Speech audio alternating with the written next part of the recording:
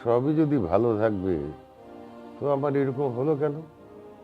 ওই ডাক্তার বলল বেশি হাঁটাহাঁটি করছো আর একটু দুশ্চিন্তা করছো, এই জন্য এই অবস্থা হয়েছে তোমার। খবরদার বলে দিলাম আম্মু, ফ্রিদা আর দাদির ব্যাপারে আর একটা বাজে কথা বলবা না। কি করবি তুই? আমি বাজে কথা বললে তুই কি করবি? তুমি কি ছেলে মানুষ, তুমি কি বুঝতে পারছো না? আশ্চর্য। দেখো, আমি তোমাকে বারবার বলছি আমাদের মধ্যে অন্য কোনো সম্পর্ক হওয়া সম্ভবই না। আমি তোমাকে অন্যভাবে ভাবতেই পারি না। আম্মু, তুমি কি বলতে চাচ্ছ আমি বুঝতে পারছি। আমি কোথাও থেকে নাস্তা করে আসিনি, আর আমি ফ্রিদা আর দাদির কাছেও ছিলাম না। আমি সারা রাত রাস্তায় ছিলাম।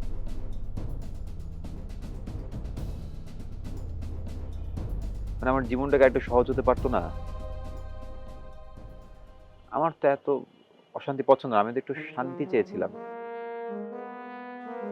আমার তো কিছু ভালো লাগে না আম্মু। এত এত জটিলতা তো আমার ভালো লাগে না। সব ঠিক হয়ে যাবে। তুই শুধু একটু মেনে নে, তুই আমার সাথে আমেরিকাতে চল, আমরা দুজনে একসাথে ভালো থাকবো।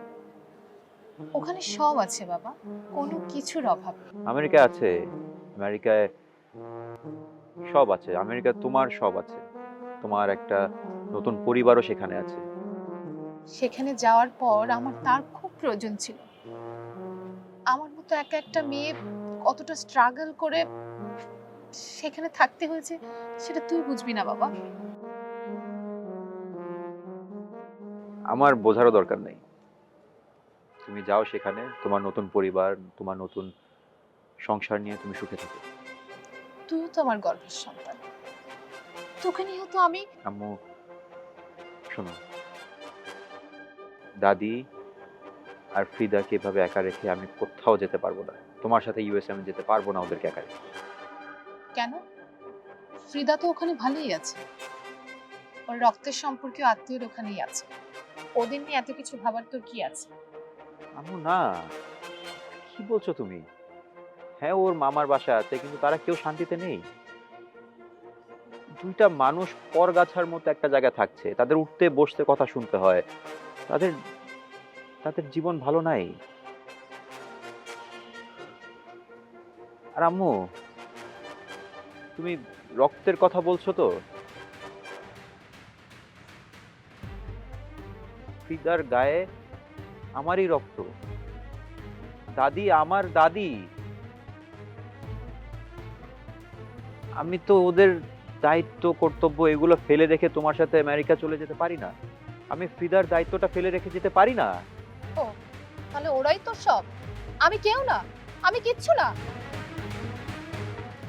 আমি তোকে গর্ভধারণ করিনি, আমার জন্য তোর কিচ্ছু যায় আসে না। আমার প্রতি তোর কোনো দায়িত্ব নেই, তুই আমাকে অস্বীকার করছিস। আমি তোমাকে অস্বীকার করছি না, আমি একদমই অস্বীকার করছি না। তুমি আম্মু, আমি কেন অস্বীকার করব তোমাকে? আম্মু, আমি শুধু তোমার কাছে হেল্প চাই। আমি এতটুকু হেল্প চাই যেন আমি শান্তিতে থাকতে পারি, ওরা শান্তিতে থাকতে পারে, ওদের প্রতি আমার দায়িত্বটা আমি মেটাতে পারি। আম্মু, আম্মু আমাকে শুধু হেল্প করো যেন আমি একটু শান্তিতে থাকতে পারি। শুধু তোমার কাছে হেল্পটা চাই, কিচ্ছু না।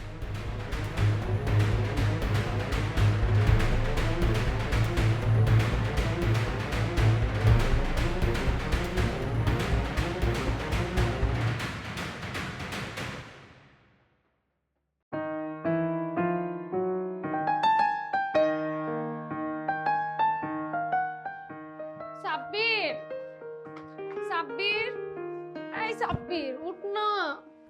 উফ, সকাল সকাল ডাকতেছিস কেন? উঠ না, তারপর বলতেছি কেন ডাকছিস, উঠ। ঘরে সকাল সকাল এইভাবে চিল্লাচিল্লি করতেছিস? তুই তো সকালে ঘুম থেকে উঠিস না, আজকে কেন উঠছিস? ঘুমা না আর একটু। আমার ক্ষুধা লাগছে, উঠ না।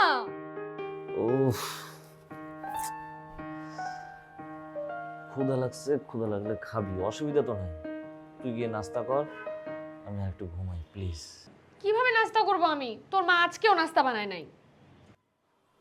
নাস্তা বানায় নাই, নাস্তা বানাবে, এত ব্যস্ত হইতেছিস কেন? ব্যস্ত হব না? তোর মাকে তো আমি খুব ভালো করে চিনে ফেলছি। প্রথম দিনের কথা তোর মনে নাই? আমাদেরকে সারা দিন না খাওয়ায় রাখছিল। গতকালকে আমার বাবা এসে কথাবার্তা বলতেছে না, ওই ঝাল তোর মা আমার উপর দিয়ে উঠাই দিছে। ইচ্ছা করে আজকে সে নাস্তা বানায় নাই, আমাকে শাস্তি দেওয়ার জন্য। নিজেও নাস্তা বানাবে না, আমাকেও রান্নাঘরে যেতে দিবে না, আমাকে না খাওয়ায় মারবে। আবার ঠিকই নিজে রান্না করে গোপনে সবার ঘরে ঘরে গিয়ে দিয়ে আসবে। আমি যাতে না খেয়ে থাকি, এসবের মানে কি আমি বুঝি না? আমি খুব ভালো করে বুঝি। আরে বাবারে, ওইরকম কিছু না। তুই কি এখন উঠবি বিছানা থেকে, নাকি আমি বাড়ি ছেড়ে চলে যাব? গতকালকের ঘটনার পর তোর মারও শিক্ষা হয় না, আর তোরও শিক্ষা হয় নাই, আর হবেও না। আমি বুঝে গেছি, তুই কিছু না করলে আমি এক্ষুনি বাড়ি ছেড়ে চলে যাব। আর কাউকে কিন্তু আমি ফোনও দিব না আমাকে নিয়ে যাওয়ার জন্য, আমি নিজেই বাড়ি ছেড়ে চলে যাব। তুই কি আমার কথা শুনতেছিস না? ওঠ।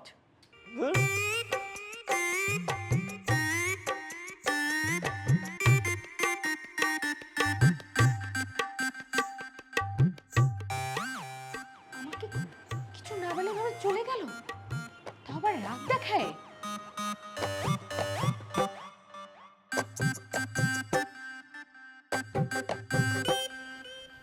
মা, এই মা, মা, মা কোথায় গেলে? মা,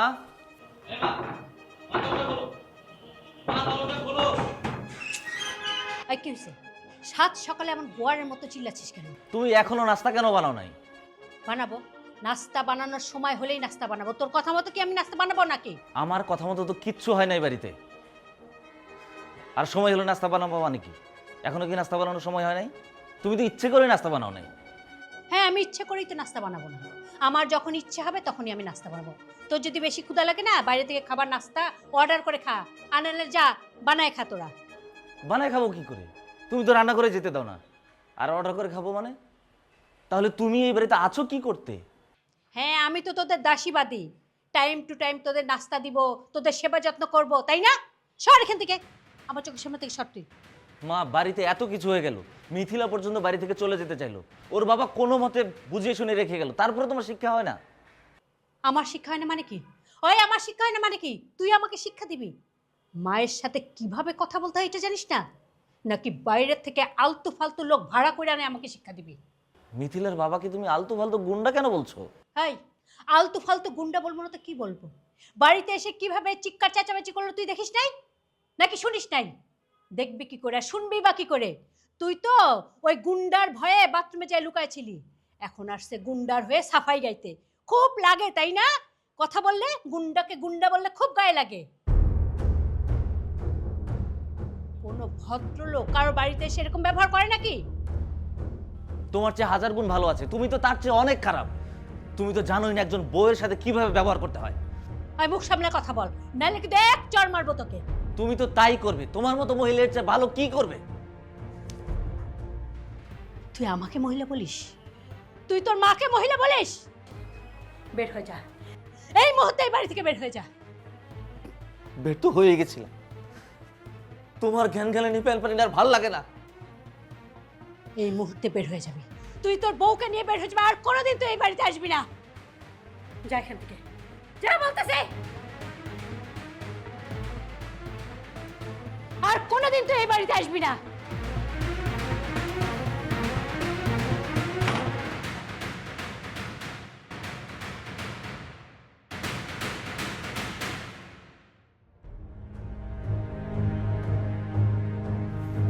আমি তো চলেই যেতাম, এই ফকির নিবার খাবারিতে আর কে থাকে?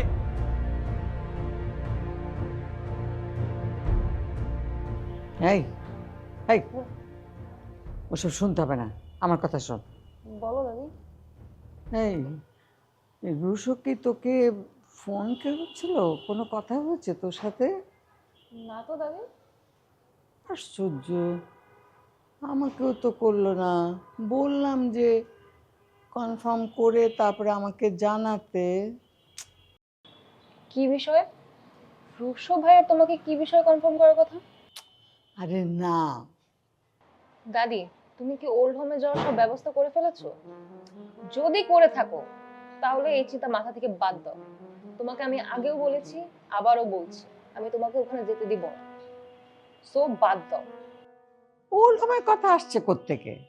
তুমি আমার থেকে লুকিয়ে গোপনে ওল্ড হোম কনফার্ম করে ফেলেছো, তাই না? আর এখন রুশো ভাইয়াকে দিয়ে এগুলো করাচ্ছো। বলে কি এসব? তুমিও আমাকে বলোনি, রুশো ভাইয়াও আমাকে বলেনি, আমি নিজে থেকেই সব জেনে গিয়েছি। তুই কিভাবে জানলি? মামি আমাকে বলেছে। তুমি নাকি মামিকে বলেছো যে তোমার একটা ওল্ড হোম পছন্দ হয়েছে, তুমি নাকি ওখানে চলে যাবে। আর মামি আমার কাছে জিজ্ঞেস করছিল তুমি কোন ওল্ড হোমে যাবে।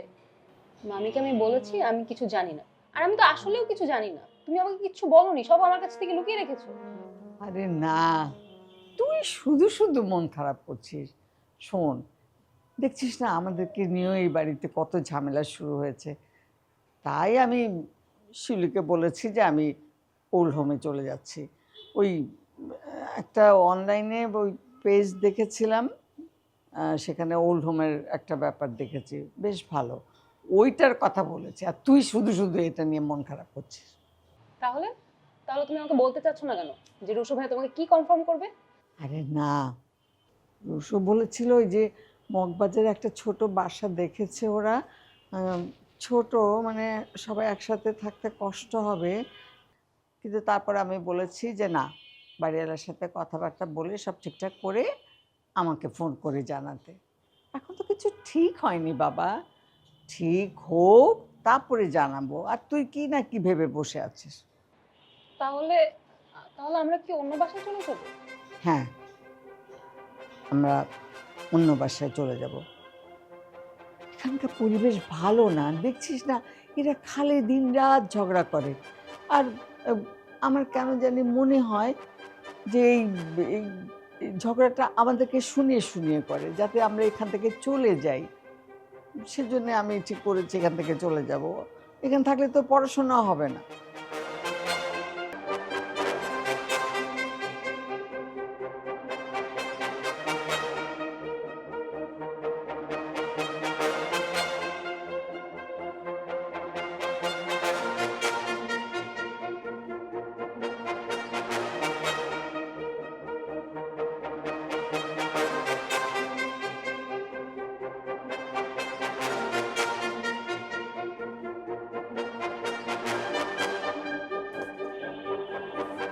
কি রে, তুই আমাকে কিছু না বলে কোথায় চলে গেছিলি? তোর না ক্ষুধা লাগছে বললি, নাস্তা অর্ডার করতে গেছি। নাস্তা অর্ডার করতে তোকে বাইরে যেতে হবে কেন? আর নাস্তা অর্ডারই বা করতে হবে কেন? হ্যাঁ, তোর মা কি করে, নাস্তা বানাবে না? মার মাথা ধরছে তাই নাস্তা বানাই নাই। আর মা তো জানে না যে সকাল সকাল উঠেই নাস্তা নাস্তা করবি। তোর মার মাথা ধরছে নাকি তোর মা ভং ধরছে? তোর নাস্তা করা দরকার, নাস্তা আসলেই তো হলো, এত কথা বলিস না তো। আচ্ছা, তুই একটু আগে চিৎকার করে কি বলতেছিলি তোর মাকে? আমি কখন চিৎকার করলাম? আমি তো শুনলাম তুই নিজেও চিৎকার করতেছিলি আর তোর মা তো ষাঁড়ের মতো চিৎকার করতেছিল। বাবারে, আমি বাড়িতে মার সাথে ওভাবেই কথা বলি। খাবার আসতে কতক্ষণ লাগবে? অর্ডার করছি, চলে আসবে। তা অর্ডারটা না করে যদি খাবারটা নিয়ে আসতি তাহলে এতক্ষণ আমার খাওয়া হয়ে যেত। খাবার নিয়ে আসতে গেলে যে নগদ টাকা লাগবে, সেই টাকা কি আমার কাছে আছে? তোর কাছে টাকা না থাকলে খাবার আসলে তুই টাকা দিবি কিভাবে? তোর মা তো আর নিশ্চয়ই তোকে খাওয়ার টাকা দিবে না। অর্ডার করে খাবার আনলে সেই টাকা মা কেন দেবে? তো কি করবি, টাকা কোত্থেকে দিবি? তোর কাছে তো টাকা আছে, তুই টাকা দিয়ে দিস। আমার কাছে টাকা আছে মানে? তুই কবে আমাকে টাকা দিছিস? আমি দেই নাই, কিন্তু তোর বাবা ওই সেদিন টাকা দিয়ে গেল না। আমার বাবা টাকা দিয়ে গেল, সেই টাকা দিয়ে আমি খাবার অর্ডার করে এনে খাই, তাই না? আমি কোনো খাবারের বিল টিল দিতে পারবো না, আমাকে খাওয়ানোর দায়িত্ব তোর। তুই কোত্থেকে টাকা দিবি আমি কিছু জানি না। আমার কাছে তো এখন নাই, তুই আপাতত দিয়ে দে, আমি পরে দিয়ে দিব তোকে। না, আমি কোনো টাকা দিতে পারবো না। তাহলে তো অর্ডারটা ক্যান্সেলই করতে হবে, আর অর্ডার ক্যান্সেল করলে তো খাওয়াটা হবে না। আর এখন তো মার কাছে গিয়ে টাকা চাইতেও পারবো না, তুই আপাতত টাকাটা দিয়ে দে প্লিজ। এই, তোর গালে কি হয়েছে? কোন গালে? এই যে এই গালে। কেন, এই গেলে কি হয়েছে? লাল দাগ কিসের? হ্যাঁ, এই তোর মা কি তোকে আবার থাপড়াইছে? হ্যাঁ, থাপড়াইলে আমাকে সত্যি করে বল, আমি এক্ষুনি দেখতেছি। আরে আজব, মা কেন আমাকে থাপড়াইতে যাবে? আর মা থাপড়াইলে তুই কি করবি? কি করব মানে? তোর মা তো অলরেডি আমাকে মানসিক অত্যাচার করতেছে আর এখন তোকে শারীরিকভাবে অত্যাচার করতেছে। দাঁড়া, আমি এই দেখাচ্ছি। তুই থাম তো, এরকম গুন্ডা বদমাশের মতো আচরণ করিস না। আর মা আমাকে কেন থাপড়াইতে যাবে? তাহলে গালে দাগ আসলো কোত্থেকে? আরে আমি সারা রাত এক পাশ হয়ে শুয়েছিলাম না, এরকম এক পাশে শুয়ে থাকলে গালে এমনিতেই লাল দাগ হয়ে যায়, এটা তেমন কিছু না। আর তুই এখন ডিস্টার্ব করিস না, আমি একটু ঘুমাই। কখন খাবার আসবে, কখন আমি খাবো? সেই খাবারের বিলটাও আমাকে দিতে হবে। আর শোন, আমি আমার বাপের বাড়ি থেকে কাজের বুয়া নিয়ে আসবো। তোর যা খুশি তাই কর, এখন আমাকে ডিস্টার্ব করিস না, আমাকে একটু ঘুমাইতে দে প্লিজ।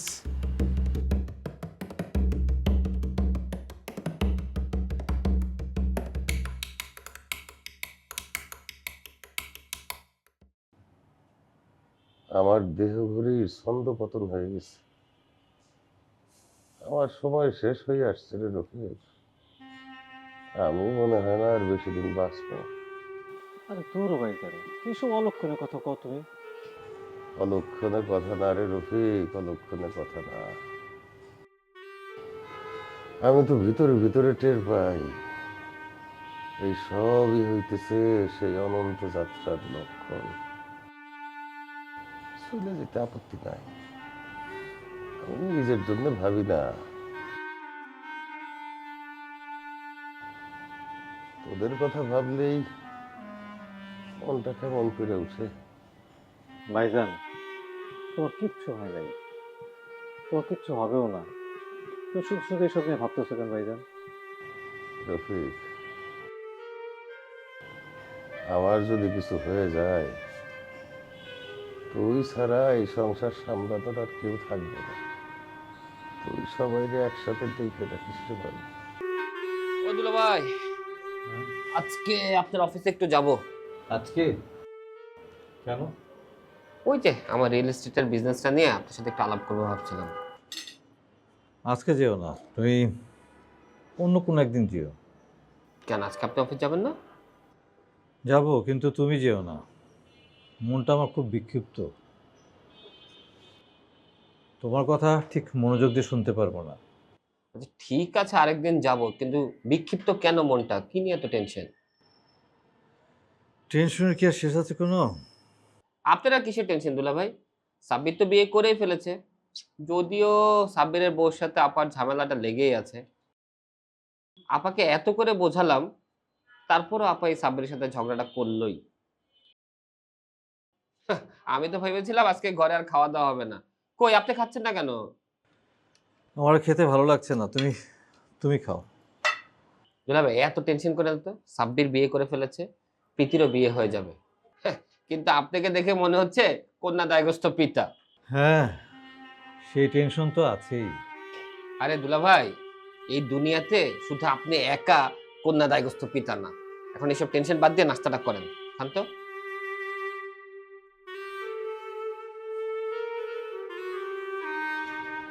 কি ব্যাপার, তুমি এখনো নাস্তা করো না কেন?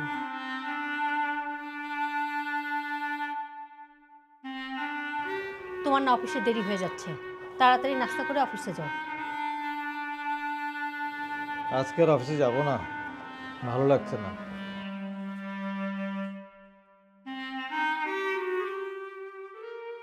কি ব্যাপার আপা, দুলা ভাইয়ের আজকে মন মেজাজ খারাপ কেন? চুপ করে বসে আছে, নাস্তা করছে না। আমি এসে কতক্ষণ ধরে কথা বলতেছি, কোনো উত্তরও দিচ্ছে না। তুমি কি সাব্বিরের সাথে আবার দুলা ভাইয়েরও বকাচকা শুরু করে দিলা নাকি? তোর দুলা ভাইয়ের মনটা খুব খারাপ। সে তো আমি দেখতেই পাচ্ছি, কিন্তু কেন? তোমার আবার কি হলো? তুমিও মন খারাপ করে গেছো, বুঝলাম না কিছু। তরুকে বলি না। আরে বলি না, ও তো আর কাউকে বলতে যাবে না, ওকে বলি।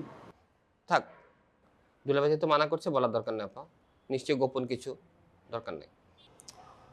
বিষয়টা গোপন, কবির কাউকে বলতে নিষেধ করেছে, বিশেষ করে বড় ভাইকে। কবির কি কিছু করছে নাকি আপা?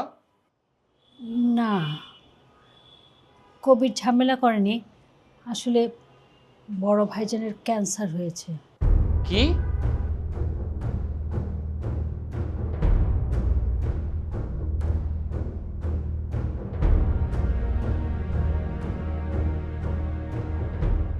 বলো কি? কবির ভাইজানকে জানাতে নিষেধ করছে। শোন, কথাটা তুই গোপন রাখিস, কাউকে বলিস না আবার।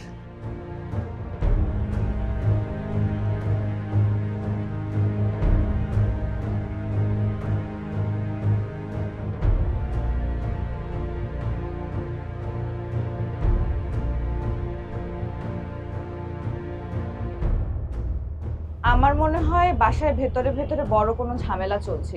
সবাই সবকিছু জানে কিন্তু কেউ কাউকে কিছু বলছে না। আর আমার মনে হয় তুমি আর আমি ছাড়া এই বিষয়টা সবাই জানে।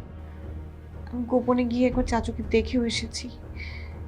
ঘুমাচ্ছিল, খুব কথা বলতে ইচ্ছে হচ্ছিল, বাট বলতে পারিনি। ভাইয়া, চাচু চাচু ভালো হয়ে যাবে না?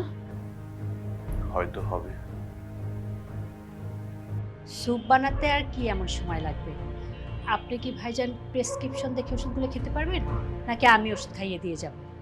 আরে কি বলো, পারবো না কেন? তোমরা তো দেখি সত্যি সত্যি আমাকে অসুস্থ বানিয়ে ছাড়বে। শোনো, এত সেবা যত্ন করো না, পরে কিন্তু তোমারই অসুবিধা হয়ে যাবে।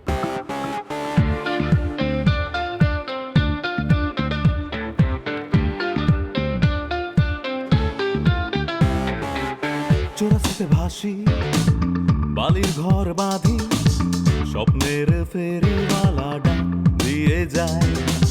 জীবনে কুয়াশা ধোয়াটে পথ, আলো আধারের সাথে খেলা চলেই যায়।